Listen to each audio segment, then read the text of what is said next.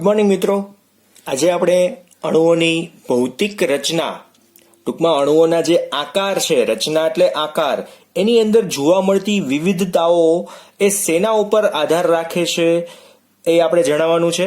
અને કોઈ પણ અણુની અંદર મધ્યસ્થ પરમાણુ સાથે અબંધકારક ઇલેક્ટ્રોન યુગ્મ ન હોય તેવા અણુઓ, મધ્યસ્થ પરમાણુ પાસે કોઈ જ અબંધકારક ઇલેક્ટ્રોન યુગ્મ વધતા નથી, એવા આપણે એક્ઝામ્પલના ભૌતિક આકારો જોવાના છે. બરાબર છે? એટલે આપણે કોષ્ટકથી આગળ વધવાના છીએ. તમારી ટેક્સ્ટબુકમાં પણ કોષ્ટક આપ્યું છે, પણ એને આપણે સમજીશું કઈ રીતના એ આપણે આ લેક્ચરમાં જોવાનું છે. અને આ પોઈન્ટની શરૂઆત કરીએ પહેલા કાલના લેક્ચરની અંદર મોસ્ટ ઇમ્પોર્ટન્ટ પોઈન્ટ આપણે ભણ્યા હતા VSEPR, valence cell electron pair repulsion theory જે જોઈ હતી, એના જે મુદ્દાઓ જોયા હતા, એનું કારણ શું હતું એ નાનકડું એવું રિવિઝન કરીએ. ધેન આફ્ટર આપણે આ પોઈન્ટની શરૂઆત કરશું. એટલે જે લોકોને VSEPR માં કોઈ જ ડાઉટ નથી, ફટાફટ 4-5 મિનિટનો પોઈન્ટ આગળ થોડો કરીને થોડુંક આગળ જોજો, એટલે આ શરૂઆત ફરી પાછી મેં કરેલી હશે. બરાબર? એટલે રિવિઝનમાં રસ ન હોય એ લોકો આગળ વધી શકે છે, અને જે લોકોને આમાં પોઈન્ટમાં મજા આવે છે, જે લોકોને શીખવાની ખરેખર ઈચ્છા છે, એ લોકો ફરી પાછું એક વખત રિવિઝન પણ કરશે. અને જે લોકોએ ચેનલને સબસ્ક્રાઇબ નથી કરી એ લોકો પ્લીઝ સબસ્ક્રાઇબ કરજો. જે લોકોએ ચેક કરેલી છે ઓલરેડી એ લોકોને ખૂબ ખૂબ ધન્યવાદ. જોઈએ પહેલા તો VSEPR ની અંદર આપણે શું જોયું હતું, તો ભાઈ મેં તમને લોકોને H2O નું એક એક્ઝામ્પલ શીખવાડેલું હતું કે જેની અંદર એનો કંઈક આકાર છે ને આ રીતના વળેલો છે. મેં શું કામ એને આ રીતનો લખ્યો નથી, HO અને H ને શું કામ એને આ રીતનો લખું છું, તો એનું કારણ એકમાત્ર હતું કે એમાં અબંધકારક ઇલેક્ટ્રોન અને બંધકારક ઇલેક્ટ્રોન એટલે કે LP અને BP, બરાબર છે, લોન પેર અને બોન્ડિંગ પેર, એમની વચ્ચે શું હતું, લોન પેર અને બોન્ડિંગ પેર ઇલેક્ટ્રોન્સ વચ્ચે અપાકર્ષણ જવાબદાર છે. જેમાં મેં તમને સમજાવ્યું હતું કે લોન પેર ઇલેક્ટ્રોન છે, એટલે કે આ બંને ઇલેક્ટ્રોન છે એમની વચ્ચે ખૂબ જ અપાકર્ષણ છે, એટલે એ બે આઘા જાય. એનાથી ઓછું અપાકર્ષણ કોનામાં છે, લોન પેર અને બોન્ડિંગ પેર. બોન્ડિંગ પેર કોને કહેવાય, બંધમાં જે ઇલેક્ટ્રોન છે ભાગીદારી પામેલા એ બધા બોન્ડિંગ પેર. તો લોન પેર અને બોન્ડિંગ પેર વચ્ચે અપાકર્ષણ, આ બે વચ્ચે અપાકર્ષણ, એટલે આ પણ એનાથી આઘા જશે, બંધ પણ, બરાબર છે. અને બોન્ડિંગ પેર વચ્ચે અપાકર્ષણ, એટલે આ બંને વચ્ચે અપાકર્ષણ છે, જેના લીધે શું થાય, થોડાક આમ આઘા પણ રહેશે. બરાબર? આવું થવાના લીધે કોઈ એક અણુ છે એ નિશ્ચિત આકારે ગોઠવાય છે. એટલે આજના લેક્ચરમાં આપણે આ જ જોવાના છીએ.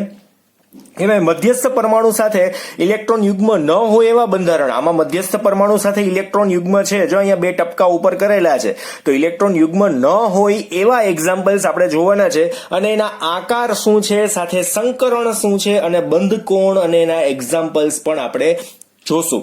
બરાબર છે? એ આખી વાત આપણે આજે ચેક કરવાની છે, કેવી રીતના આ અણુના આકાર હોય છે.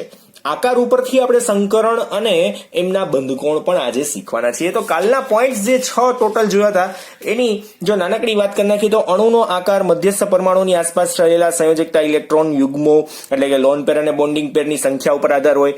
ટૂંકમાં ઇલેક્ટ્રોનની સંખ્યા ઉપર જ આધાર રાખશે આકાર કેવો છે. પછી સંયોજકતા કોષમાં રહેલા ઇલેક્ટ્રોન યુગ્મ ઋણ ભારિત હોવાથી એકબીજાને અપાકર્ષે છે. આ તો તમને લોકોને ખ્યાલ છે કે ઇલેક્ટ્રોન બધા છે એકબીજાને અપાકર્ષતા જ હોય, કેમ કે એમની ઉપર ચાર્જ કયો છે, બધા ઉપર નેગેટિવ ચાર્જ જ હોય ઇલેક્ટ્રોન ઉપર. પછી અવકાશમાં એવી રીતે ગોઠવાય છે કે તેમની વચ્ચેનું અપાકર્ષણ ન્યૂનતમ થાય અને અંતર કેવું બની જાય, મહત્તમ બને. એ રીતના જ ગોઠવાય ને, તો બહુ સિમ્પલ વાત છે ને. મેં તમને લો ચુંબકના એક્ઝામ્પલ શીખવાડવાની ટ્રાય કરી હતી.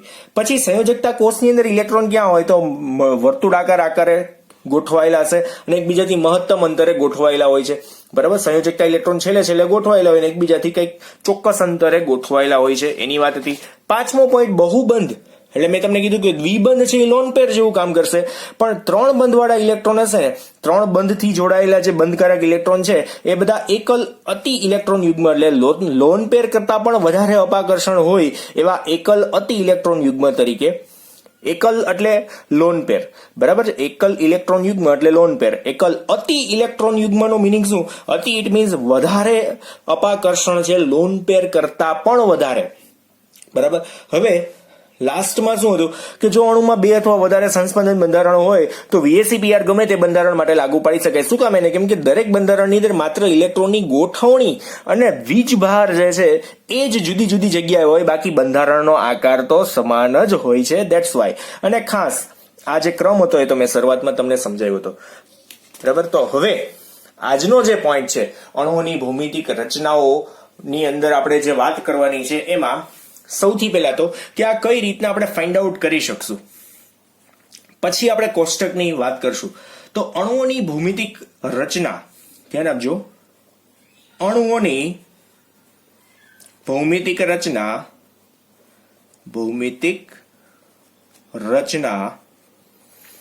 અથવા તો આપણે એને શું કહેશું, આકાર.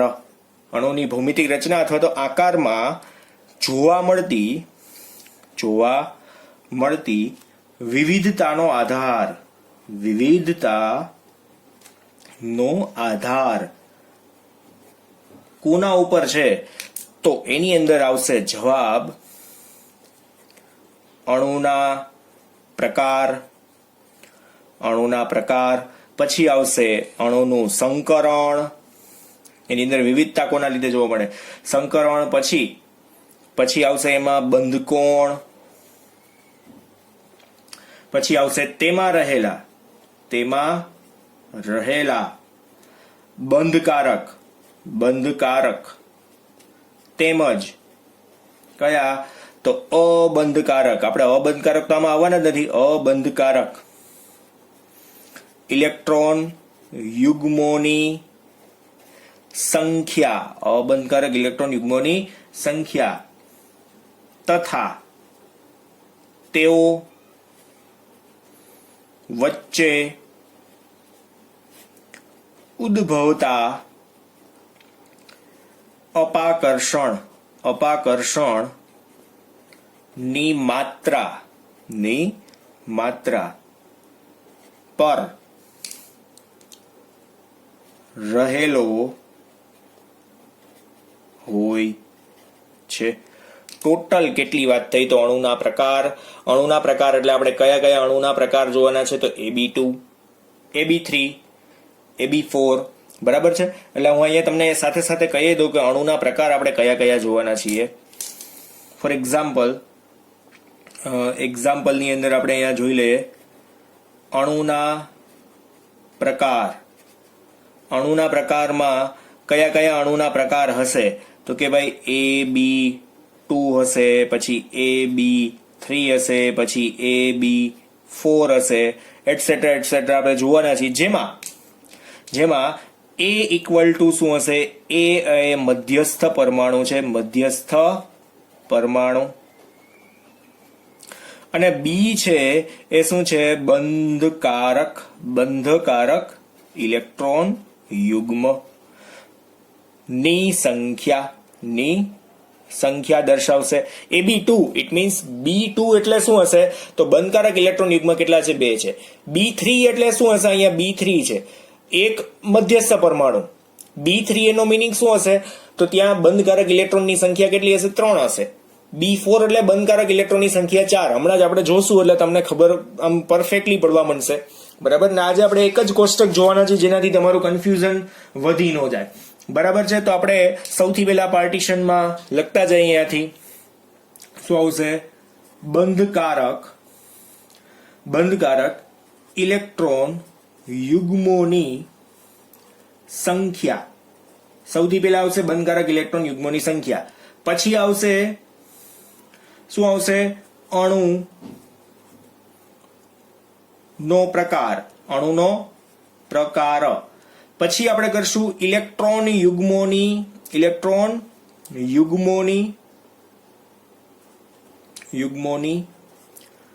ગોઠવણી. ઇલેક્ટ્રોન યુગ્મોની ગોઠવણી. અહીંયા થોડુંક ચેન્જીસ લખવામાં ભૂલ થઈ ગઈ તો સેજ ચેન્જીસ કરી નાખીએ અહીંયા. બરાબર. ચાલો, પછી આવશે અણુનો ભૌતિક આકાર. ભૌમિતિક આકાર આ ખાસ જોવાના છે બે. અણુનો ભૌમિતિક આકાર. પછી આવશે સંકરણ અને બંધકોણ, અને લાસ્ટમાં આવશે એના ઉદાહરણ. છેલ્લે કોણ આવશે? ઉદાહરણ. બરાબર છે. આપણે સીધું જોતા જઈએ વન બાય વન. સૌથી પહેલું કે જો બંધકારક ઇલેક્ટ્રોનની સંખ્યા 2 હોય, આપણે અહીંયા સૌથી પહેલું જોઈએ છે બંધકારક ઇલેક્ટ્રોનની સંખ્યા 2 હોય તો જે અણુ બનશે એ કેવો બનશે? જોજો, મધ્યસ્થ પરમાણુ, અને આપણે બંનેને છે ને બહુ વ્યવસ્થિત જોતા જઈએ એટલે તમને કલરથી જ ખબર પડશે એક્ઝેક્ટલી. મધ્યસ્થ પરમાણુ એ ફિક્સ છે, એની સાથે કોણ છે તો કે ભાઈ B2 છે. બંધકારક ઇલેક્ટ્રોનની સંખ્યા કેટલી? તો B2. તો ઇલેક્ટ્રોનની ગોઠવણી કેવી હશે આની અંદર? તો એ જે છે ને એને આપણે આ રીતના દર્શાવવાનો વચ્ચે, બરાબર છે. બાકીના જે અહીંયા જે છે ને ઇલેક્ટ્રોન, જો બંધકારક ઇલેક્ટ્રોનની સંખ્યા 2 છે તો આપણે અહીંયા આ રીતના 2 બતાવી. શું કામ? એને કેમ કે એક ઇલેક્ટ્રોન આ અને એક આ અને એક આ, એટલે આપણે એને સીધે સીધા આ રીતના બતાવી AB2. તમે અહીંયા B લખી નાખો તો પણ ચાલે, પણ એને હું અહીંયા બતાવીશ AB2 કેવી રીતના છે, બરાબર છે. ખરેખરમાં આ 2 ટપકા શેના છે? તો અહીંયા પણ આ બંધ છે, અહીંયા પણ બંધ છે, અને બંને જગ્યાએ કોણ છે? તો બોન્ડિંગ પેર ઇલેક્ટ્રોન છે. તો આ 1 2 3 4 થઈ ગયા, 1 2 3 4 જે આ બતાવવાના હતા એ, બરાબર. આ આકાર કેવો બનશે મિત્રો? અહીંયા રેખીય આકાર બનશે. કેવો? રેખીય. આને પણ કેવો કહેવાય? તો કે ભાઈ રેખીય, બરાબર. રેખીય આકાર હોય તો આના માટે ખાસ યાદ રાખવાનું છે, રેખીય આકાર હોય તો સંકરણ કેવું થશે? તો સંકરણ sp થશે. અને રેખીય આકાર જો આમ સીધો બંધ છે, ખૂણો અહીંયા એ માટેનો છે એ સીધો છે, તો અહીંયા આપણે 180 ડિગ્રીનો કોણ બનશે, 180 ડિગ્રીનો ખૂણો, બરાબર છે, 180 ડિગ્રી. હવે આના માટેના એક્ઝામ્પલ કયા? તો કે ભાઈ એક્ઝામ્પલ આમાં કોણ કોણ આવી શકે? તો દાખલા તરીકે આપણે અહીંયા લઈએ છીએ BeH2 આવી શકે, પછી એ જ રીતનો BeCl2 લઈ શકાય, પછી HgCl2 લઈ શકાય. જો આમાં Be અને Hg છે ને એ પરમાણુ છે, આ H2Cl2 જે છે એ B પરમાણુ છે, એવું તમારે સમજવાનું છે. તો એ બધાના આકાર એ રીતના તમે ડ્રો કરવા હોય તો કરી શકો ખરી. Be ને મધ્યસ્થ પરમાણુ રાખવાનો અને H2 ને અહીંયા બંને જગ્યાએ જોઈન્ટ કરી દેવાનો, તો એનો આનો આકાર કેવો થઈ જશે? BeH2 નો રેખીય આકાર થઈ જાય. તમને કોઈક એવો ક્વેશ્ચન પૂછે કે BeCl2 નું સંકરણ શું? તો કે ભાઈ sp. BeCl2 નો અંદર ખૂણો કેવો? તો 180 નો. તમને કેમ ખબર પડશે? તો BeH2 છે ને એ AB2 પ્રકાર છે. AB2 પ્રકાર છે ને એનો આકાર રેખીય હોય. રેખીય હોય ને તો ખૂણો 180 નો થાય, ને રેખીય જ હોય તો સંકરણ કેવું થાય? sp, બરાબર. સંકરણ એટલે શું? તો એ આપણે આગળ આ ચેપ્ટરમાં ભણવાનું છે, એટલે ઉપાધિ ના કરતા સંકરણની ડેફિનેશન થી આપણે માંડીને ભણશું. પણ અત્યારે તમારે શું યાદ રાખવાનું છે કે રેખીય હોય તો સંકરણ sp આવે, બરાબર છે. રેખીય હોય તો સંકરણ શું? તો કે ભાઈ sp. સંકરણ એટલે શું? તો એ 2 કક્ષકોના ઇલેક્ટ્રોનની જે ભાગીદારી થાય છે ને એને સંકરણ કહેવાય, બરાબર. 2 ઇલેક્ટ્રોનના 2 જુદા જુદા તત્વોના ઇલેક્ટ્રોનની ભાગીદારી થાય એને એક પ્રકારનું સંકરણ કહેવાય, બરાબર. બીજું કાંઈ જ નથી. હાઇબ્રિડાઇઝેશન ઇંગ્લિશમાં કહીએ તો એને હાઇબ્રિડાઇઝેશન કહી શકાય, બરાબર છે. ચાલો દેન આફ્ટર જોઈએ બીજું. અહીંયા બંધકારક ઇલેક્ટ્રોનની સંખ્યા કેટલી હતી? 2 હતી. હવે આપણે બંધકારક ઇલેક્ટ્રોનની સંખ્યા દાખલા તરીકે અહીંયા કરીએ છીએ 3. ધ્યાન આપજો, 3. તો અહીંયા આપણે આકાર કેવો રાખશું? A અને B3. અહીંયા કેવો હશે? A અને અહીંયા શું આવશે? B3, બરાબર છે. તો A ને આપણે મધ્યસ્થ પરમાણુ તરીકે રાખીએ. A ને હું અહીંયા મધ્યસ્થ પરમાણુ તરીકે રાખું છું. હવે એની સાથે 3 બંધ બનવાના છે. આ 1 2 અને 3, બરાબર છે. ઇલેક્ટ્રોન ને હું કેમ બતાવીશ? તો કેટલા ઇલેક્ટ્રોન છે? 1 2 3 4 5 6. 3 બંધ હોય તો 6 ઇલેક્ટ્રોન હોય ને, એ રીતના ઇલેક્ટ્રોન દર્શાવ્યા છે. પણ એને અણુનો ભૌમિતિક ચોક્કસ આકાર મારે દર્શાવવું હોય તો કેમ દર્શાવીશ? તો કે ભાઈ ફરી પાછો અહીંયા હું વચ્ચે A ડ્રો કરું છું, પછી અહીંયા 3 બંધ દોરી નાખું છું, બરાબર છે. 3 બંધ, અને 3 જગ્યાએ કોણ છે? તો કે ભાઈ B પરમાણુ પણ છે. 3 જગ્યાએ કોણ છે? B પરમાણુ છે. B અને અહીંયા પણ શું હશે? B. એટલે આને આપણે ડ્રો કરશું, એટલે અહીંયા જોઈન્ટ કરી દઈએ બધાને. આ થોડું સારું લાગે એટલે હું આમ ડોટેડ લાઈન જેવું કરું છું, સારું લગાડવા માટે, બીજું કાંઈ જ નથી. વળી પાછું એમનું કે આવું કેમ કર્યું, બરાબર છે. ત્રિકોણ તમને દેખાય છે. ત્રિકોણના 3 ખૂણાનો કેટલો ખૂણાનો હોય? ટૂંકમાં ત્રિકોણના 3 ખૂણાનો માપ કેટલું હશે? તો 120 ડિગ્રી, બરાબર. પેલા તો અહીંયા સંકરણ જોઈ લ્યો, કેટલું આવશે સંકરણ? sp2, હા, એક આકાર બાકી રહી ગયો ને. આકાર કેવો આવશે? જો સમતલમાં છે, 2D 3D ની વાત જ નથી, સોરી 3D ની વાત જ નથી, 2D માં છે, સમતલીય છે, જે તમને દેખાય છે એવું. આમાં આ જે તમને દેખાય છે એ 2D માં દેખાય છે, બરાબર છે. તો સમતલીય ત્રિકોણ આકાર, બંને માટે આપણે એક જ લખશું. બંને માટે કોમન લખીએ તો પણ ચાલશે, હું બંનેમાં કોમન જ લખું કેમ કે સરખું જ આવે છે તો કઈ લાંબુ લખવાની જરૂર નથી, બરાબર છે. સમતલીય ત્રિકોણ, સમતલીય ત્રિકોણ. હવે sp2 સંકરણ હોય ને ત્યારે ખાસ યાદ રાખવાનું, બંધ કોણ છે ને એ 120 ડિગ્રીનો જ હશે, 120 ડિગ્રીનો જ હશે. અને આના માટેના સાદા જે એક્ઝામ્પલ છે, એક્ઝામ્પલ કયા હશે તો BF3, એટલે વચ્ચે બોરોન. જો આમાં આપણે જે એક્ઝામ્પલ લેવાના હતા ને એમાં બધામાં ખાસ મધ્યસ્થ પરમાણુ એટલે કે Be, Hg, અહીંયા બોરોન, કોઈની પાસે અબંધકારક ઇલેક્ટ્રોન યુગ્મ છે જ નહીં. જે આપણે H2O નું એક્ઝામ્પલ લીધું હતું ને એમાં અબંધકારક ઇલેક્ટ્રોન યુગ્મ હતા.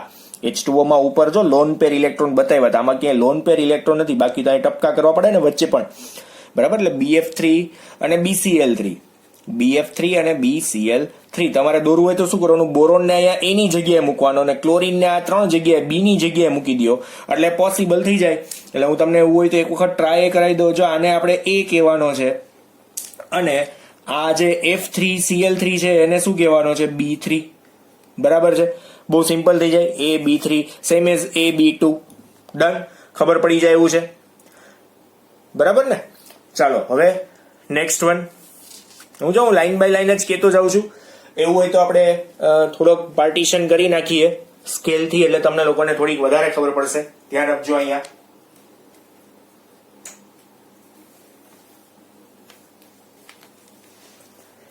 પાર્ટીશન કરી દઉં, બરાબર ને.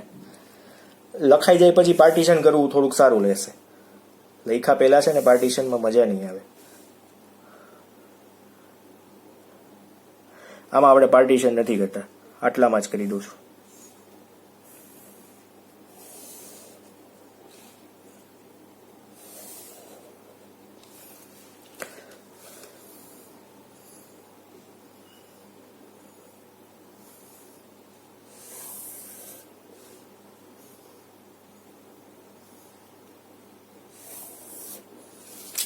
રેડી ને? હવે કઈ ખારું લાગ્યું, બરાબર ને. ચાલો હવે 4, 5 અને 6 માટે આપણે ડ્રો કરવાનું છે. હવે હું છે ને આમ પેલી રીતના નથી જતો, ઉપર કઈ લખતો નથી, બરાબર છે. સીધું અહીંયા અબંધકારક ઇલેક્ટ્રોન, સોરી બંધકારક ઇલેક્ટ્રોનની સંખ્યા કેટલી? તો બંધકારક ઇલેક્ટ્રોનની સંખ્યા કેટલી હશે? તો આપણી પાસે હવે 4 છે. તો એનાથી બનતો અણુ કયો હશે? તો કે A અને B4. એનાથી બનતો અણુ કયો? તો કે ભાઈ AB4. તો AB4 હોય તો એની અંદર ઇલેક્ટ્રોન યુગ્મની ગોઠવણી કઈ રીતના થશે? ઇલેક્ટ્રોન યુગ્મની ગોઠવણી કઈ રીતના થશે? તો એમાં એક ખાસ ધ્યાન આપીએ. 4 બંધ આપણે બતાવવાના છે. 4 બંધ મધ્યસ્થ પરમાણુ આપણે આ રીતના A રાખી દઈએ, બરાબર છે. પછી હવે 4 બંધ બતાવું છું. ધ્યાન આપજો. આની અંદર કઈ રીતના ડ્રો થાય છે ને એ તમારે ખાસ જોવાનું છે આમાં, બરાબર.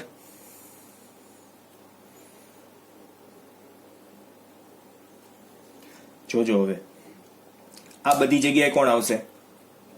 1, 2, 3, 4, 5, 6 અને આને હું થોડુંક ટૂંકું કરી નાખું એટલે આગળનો સમાઈ જાય ને, બીજું કઈ નહીં, બરાબર. થઈ ગયા. આ આકાર કેવો બનશે એ આપણે પછી, પેલા હું અહીંયા બીજું વ્યવસ્થિત જે દોરવાનું છે ને એને ડ્રો કરી દઉં, બરાબર. હવે આમાં ખાસ ધ્યાન આપવાનું છે, કઈ રીતના બનાવું છું એ તમારે જોવાનું છે. એ છે, બરાબર, આ રીતનું છે. અહીંયા ક્રોસ, પછી અહીંયા આમ અને અહીંયા આવશે આમ લાંબુ, બરાબર. બધી જગ્યાએ કોણ કનેક્ટેડ છે? તો કે ભાઈ બી. અહીંયા બી છે, અહીંયા પણ બી છે, અહીંયા પણ બી છે અને અહીંયા પણ કોણ છે? ઉપર બી છે, બરાબર. દેખાય છે ને બી? એક્ઝેક્ટલી. એડજસ્ટ કરી લેજો. ચલો, બધા કનેક્ટેડ એકબીજા સાથે છે. તો અહીંયા આ રીતના દરેકને આપણે એકબીજા સાથે કનેક્ટ કરવાના છે, બીજું કાંઈ જ નથી. પછી આને હું આ રીતના કનેક્ટ કરી દઉં અહીંયા સામે. પછી આ બંને એકબીજા સાથે કનેક્ટેડ છે, આ બંને એકબીજા સાથે કનેક્ટેડ છે. ડ્રોઈંગ જેવું હોય એવું ચાલે, થઈ જવું જોઈએ. એટલે નીચે ત્રિકોણ, હવે આ કેવી રીતના થયું એ તમે તમારી રીતે એડજસ્ટ કરી લેજો. બરાબર છે. આકાર કેવો બનશે અહીંયા? ખાસ AB4 હોય તો સમચતુષ્ફલકીય, સમચતુષ્ફલકીય. અને સમચતુષ્ફલકીય માટે સંકરણ કેવું આવશે મિત્રો? sp3 સંકરણ આવશે. અને બંધકોણ છે એ તમારે યાદ રાખવાનો છે 109 ડિગ્રી 5 મિનિટ. આપણે એવું કહી શકાય 109.5 ડિગ્રી આખો એક્ઝેક્ટલી લખીએ, આવી રીતના નથી લખવું. ચાલો 109.5 ડિગ્રી, બરાબર છે. 109.5 ડિગ્રી હવે દેખાય છે એક્ઝેક્ટલી. અને એક્ઝામ્પલ્સ કયા કયા હશે તો કે ભાઈ CH4, બીજું હશે NH4+. બરાબર. તો એમાં નાઇટ્રોજન ઉપર અહીંયા વચ્ચે ક્યાં શું આવશે? ચાર્જ, પ્લસ ચાર્જ આવશે, બીજું કાંઈ જ નથી.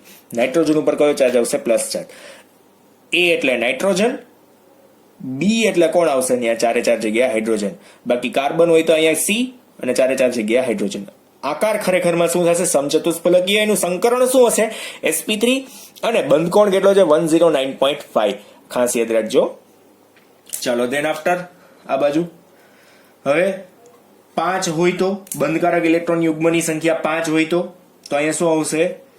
A, B અને 5, AB અને 5. આ તો બહુ સિમ્પલ છે, AB5. હવે આમાં બહુ આ તો તમને આવડતું જ તું. આની અંદર ખાલી વચ્ચે એક અહીંયા બંધ બતાવવાનો છે વધારાનો. વચ્ચે એક નવો લીટો એક થશે, બીજું કાંઈ જ નથી. ધ્યાન આપજો આ બાજુ, જોજો. આ A છે, આ ઉપર અને એક્ઝેક્ટલી આ નીચે. બરાબર છે. પછી બીજો પોઈન્ટ ક્યાં આપવાનો? તો અહીંયા એક્ઝેક્ટલી આપું છું. બરાબર. અને એક છે અહીંયા રાખું છું. બસ. તો કેટલા છે બોન્ડિંગ પેર? 1 2 3 4 5 6 7 8 અને 9 10. આમ જોઈએ તો ટોટલ બંધની સંખ્યા કેટલી? 5. તો અહીંયા બંધકારક ઇલેક્ટ્રોનની સંખ્યા 5. મેં આગળ જ તમને સમજાવી દીધું છે. બંધકારક ઇલેક્ટ્રોનની સંખ્યા 5 છે. બરાબર છે. હવે આ જ વસ્તુને હું અહીંયા વ્યવસ્થિત આકારે દોરું.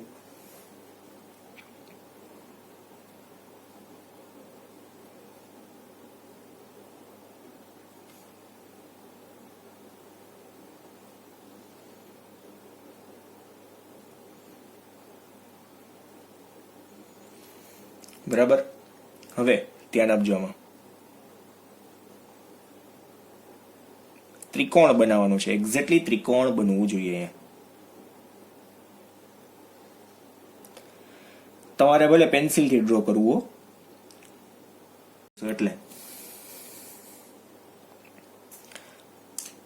હવે થોડો કલર બદલીશ તો વધારે મજા આવશે.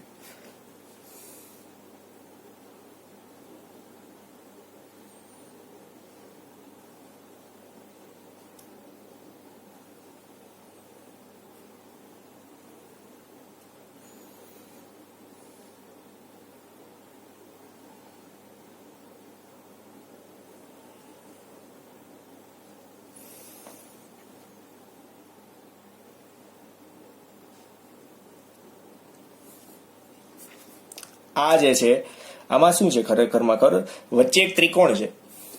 એક આ રીતના ત્રિકોણ તમને દેખાય છે અને બીજું એક ત્રિકોણને આપણે આ રીતના એડ કરીએ છીએ. તો વચ્ચે પણ એક નવું ત્રિકોણ બને, આ બે ભેગા થઈને અને ઉપર પિરામિડ ને નીચે પિરામિડ. તો આનું જે ટૂંકમાં જે બંધારણ છે ને એનો આકાર કેવો આવશે ખબર છે? ત્રિકોણીય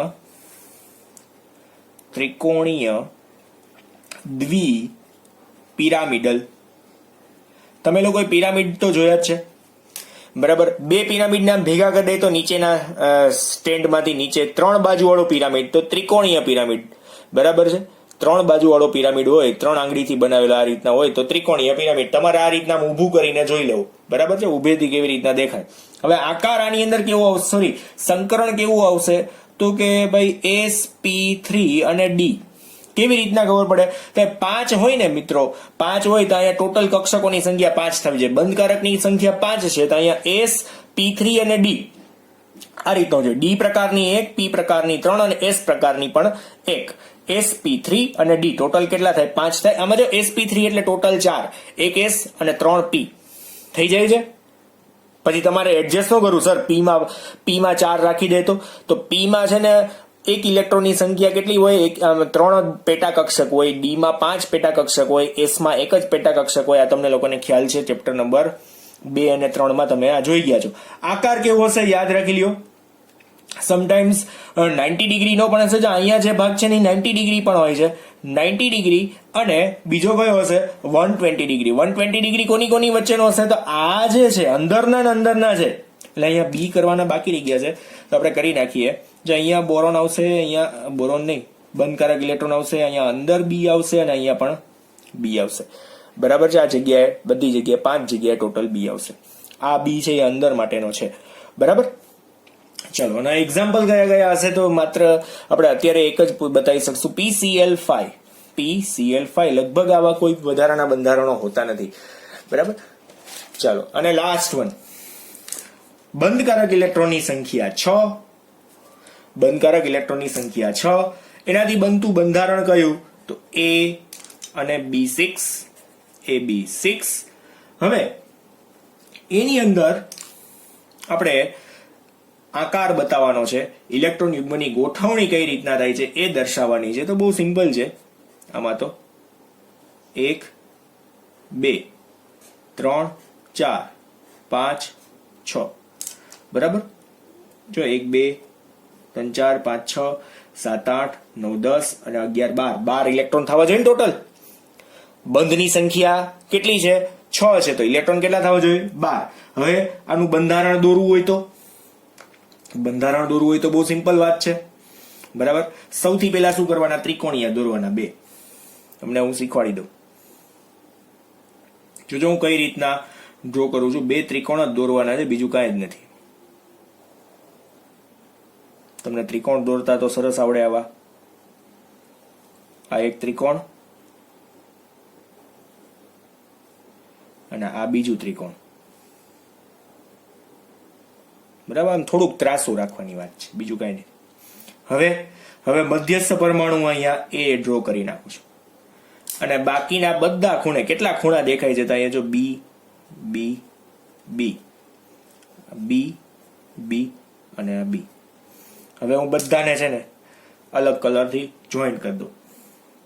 બધાને પેલા વચ્ચે અહીંયા બંધ બતાવી દઉં. કેટલા બંધ છે જોજો? 6 બંધ થવા જોઈએ.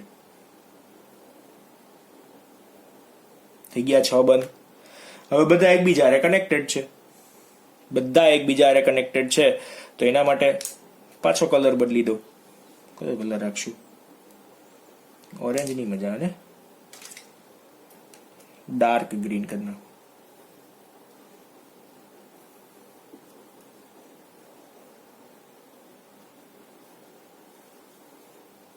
તમે આનાથી સરસ દોરવું હોય તો દોરી શકો છો, એવું નથી. બરાબર. આ દરેક વર્ષની મારી પ્રેક્ટિસ છે, એટલે આ રીતના આટલું થોડું ઘણું કરી શકાય એમ, ખાસ નહીં. આટલું દોરતા આવડે છે, બહુ જાજુ દોરતા નથી આવડતું. બરાબર. આ જે આકાર છે આને શું કહેશું? અષ્ટફલકીય. કેવો કહેશું? 6 બંધ હોય એટલે અષ્ટફલકીય આકાર થાય. અષ્ટફલકીય આકાર માટેનું સંકરણ જે છે sp3d2 હોય, અથવા તો ક્યારેક D2sp3 પણ હોઈ શકે. D2sp3 પણ હોઈ શકે. ટોટલ જોવું જોઈએ કક્ષકની સંખ્યા 1s 3p અને 2d, એટલે ટોટલ 6 થઈ ગઈ. તો B6 છે, 6 થઈ જવા જોઈએ. બરાબર. આકાર કેવો? જનરલી બધા 90 ડિગ્રીના કોણ ઉપર ગોઠવાયેલા હોય છે. બધા 90 ડિગ્રીના કોણ ઉપર એક્ઝેક્ટલી કનેક્ટેડ હોય. અને એક જ એક્ઝામ્પલ આપણે અહીંયા આપી શકશું. કયું આવશે? SF6. બરાબર છે. તો અહીંયા આપણો આજનો ક્વેશ્ચન જે છે એ કમ્પ્લીટ થાય છે. તમારે લોકોએ જે યાદ રાખવાનું છે, હું ફરી પાછું કહી દઉં કે તમને એમ કોક પૂછે કે અણુનો પ્રકાર AB6 હોય તો એનો આકાર કેવો હશે, તો તમારે કહેવાનો અષ્ટફલકીય આકાર થાય. અષ્ટફલકીય આકાર માટે તમને એમ પૂછે કે સંકરણ કયું હોઈ શકે, તો તમારે બેમાંથી કોઈ એક કહેવાનું. sp3d2 હોય, D2sp3 પણ હોય. ખૂણો કેટલો? તો 90 ડિગ્રીનો. SF6 જે છે એના અણુનો પ્રકાર કેટલો? તો AB6. SF6 ની અંદર સંકરણ કેટલું? તો sp3d2 અથવા તો D2sp3. બરાબર છે. આ જ તમારે કહેવાનું. હોઈ શકે, કોઈ પણ હોઈ શકે, બરાબર. પછી સાબિત તો આ જ થશે, sp3d2 જ થાય, પણ આ હોઈ શકે, આપણે એવું કહી શકીએ ab6 છે એટલા માટે. આ તો એક એક્ઝામ્પલ આપણે આપ્યું, બરાબર. દેન આવા ટાઈપના જુદા જુદા ઘણા બધા ક્વેશ્ચન પૂછી શકાય. ત્રિકોણીય દ્વિપિરામિડલ અણુ માટે ઉદાહરણ આપો તો PCl5, sp3d2 અણુ માટે ઉદાહરણ આપો તો PCl5, બરાબર છે. આ રીતના ટૂંકમાં ક્વેશ્ચન્સ તમને જુદા જુદા પૂછાઈ શકે. અને પાર્ટીશન અહીંયા પાડેલું છે, તો આ પાર્ટીશન હવે કઈ આઈ થિંક પાડવાની જરૂર નથી, હું આમ લીટા કરી દઉં છું ઊભા ઊભા, બરાબર છે, એટલે તમને લોકોને થોડીક વધારે ખબર પડે. અહીંયા એક ત્રાસો લીટો કરી નાખીએ, આમાં થોડોક વધારે ત્રાસો લીટો થશે. અહીંયા આમ કરી દો અને એક લીટો અહીંયા કરી દો, એટલે જુદું પડી જાય. આમાં પણ સેમ એઝ, અહીંયા એક લીટો કરી દો ને એક લીટો અહીંયા કરી દો, બરાબર ને. ચાલો, આમાં તો કઈ જરૂર નથી ખાસ.